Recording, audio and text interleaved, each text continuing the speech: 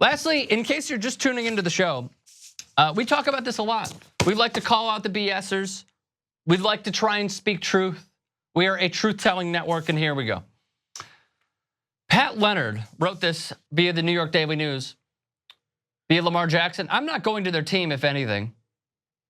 Whoever likes me at quarterback, that's where I'm going.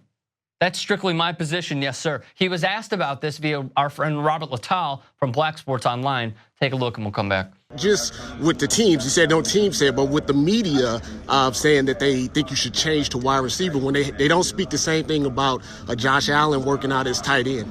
Well, I can't speak for the media. You guys do their job. I just do mine. I stay away from it, answer their questions. I'm a quarterback. I don't know anything about the racial slurs. Did you get this in high school when you were getting recruited for colleges? Were there colleges who recruited you for positions other than quarterback? No, not at all. Strictly quarterback. I'm shocked now. Do you think it's disrespectful that you won a Heisman Trophy, your accomplishments, and this is even circulating everywhere? Yeah, that's crazy. I thought I did a good job at quarterback. I thought I did. But hey, they say what they want to say. They're going to build a story. I'm here now. I'm at the combine. I'm happy to be here. I just got to show off my ability. Yes, sir. He can joke about it all he wants, but this is deeply rooted in history. Robert made a good point. Many others have made this point as well. And it stems from a Hall of Fame general manager who just had the good fortune of selecting Peyton Manning because Ryan Lee failed to show up. That is Bill Polian. In case you've been living under a rock, here is what he said about Lamar Jackson on ESPN. Lamar Jackson, speaking of size, quarterback or wide receiver on the next level? I think wide receiver, exceptional athlete, exceptional ability to make you miss, exceptional acceleration, exceptional instinct with the ball in his hand, and that's rare for wide receivers. That's A.B. and who else? Name me another one who's like that, right? Julio's not even like that. This guy is incredible in the open field and great ability to separate. And again, short and a little bit slight and clearly not the thrower that the other guys are. The accuracy isn't there. Yeah. So I would say, don't wait to make that change. Don't be like the kid from Ohio State and be 29 when you make the change. So those sent the shockwaves everywhere around anybody who has ever watched the NFL and college football. Like what Robert mentioned was Josh Allen, who's a big kid, standing at 6'5", weighing 233 pounds. Why isn't he being asked to play tight end?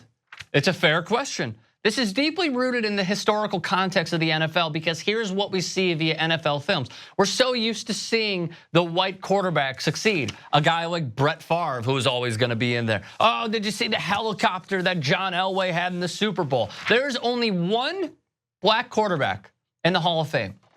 And it's that guy, Warren Moon, which goes to show the limited chances that African Americans have had throughout the historical context of the National Football League. So when one writer wrote about Cam Newton, very disingenuous, has a fake smile, comes off as very scripted, selfish, me first, always knows where the cameras are, enormous ego, sense of entitlement, invites trouble, makes him believe he's above the law, does not command respect from teammates, will always struggle to win.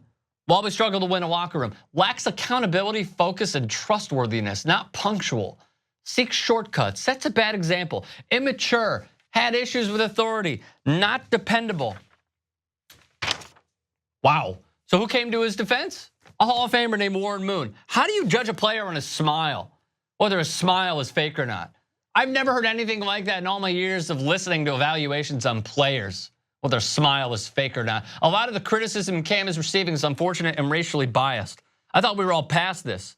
I don't see other quarterbacks in the draft being criticized by the media or fans about their smile or called a phony.